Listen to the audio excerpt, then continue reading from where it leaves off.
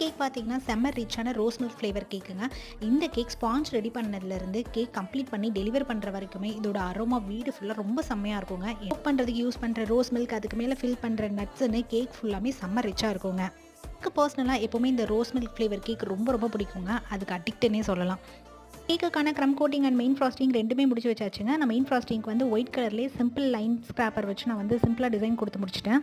Frosting set பண்ணுற டைமுக்குள்ளே என் பையனோட ஒரு குட்டி ஹைட் அண்ட் சீக்கு கேம்ங்க. நம்மள நிறைய அம்மாக்கள் வந்து வீட்டில் இருந்தே பிஸ்னஸ் பண்ணணும், வீட்டில் இருந்தே மணி ஏர்ன் பண்ணணும் அப்படின்னு நினைக்கிறதுக்கு முக்கியமான காரணமே நம்மளோட பசங்க தான். ஸோ நமக்கு எவ்வளோ ஒர்க் இருந்தாலும் நம்மளோட பசங்களோட ஸ்பெண்ட் பண்ணுற டைம் மட்டும் நம்மளோட ஃபர்ஸ்ட் ப்ரையாரிட்டியாக இருக்கணுங்க.